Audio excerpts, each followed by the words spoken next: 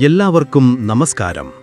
3 ദിനരാത്രങ്ങൾ നീണ്ടുനിൽക്കുന്ന അത്യധികം ശ്രേയസ് നൽകുന്ന ഗജകേസരി യോഗത്തിന്റെ അനുഗ്രഹത്തോടെയാണ് ഏതാനും ചില നക്ഷത്രജാതരെ പുതുവർഷം എതിരേൽക്കുന്നത്.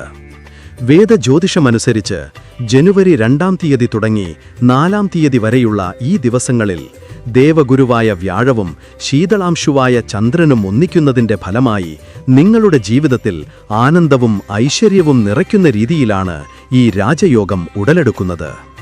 2026-ന്റെ ആരംഭം തന്നെ ഇവർക്ക് സർവൈശ്വര്യത്തിന്റെ കാലഘട്ടമാണ് എന്ന് നിസ്സംശയം ഉറപ്പിക്കാം. ഭഗവാൻ ശിവന്റെ അനുഗ്രഹം നേടാനായി എല്ലാവരും ഓം നമഃശിവായ എന്ന് ഈ വീഡിയോയുടെ കമന്റ് ബോക്സിൽ കുറിക്കാൻ മറക്കരുത്. ഈ ഭാഗ്യം സിദ്ധിച്ച ജന്മനക്ഷത്രങ്ങൾ ഇവയാണ്: കാർത്തിക, രോഹിണി, മകയിരം, തിരുവാതിര, പുണർദം, ചിത്തിര, ചോതി, വിശാഖം. എല്ലാ കുടുംബാംഗങ്ങൾക്കും പുതുവർഷം ഐശ്വര്യത്തിന്റെയും സമ്പൽ സമൃദ്ധിയുടെയും ആയിരിക്കട്ടെ എന്ന് പ്രാർത്ഥിക്കുന്നു. നന്ദി.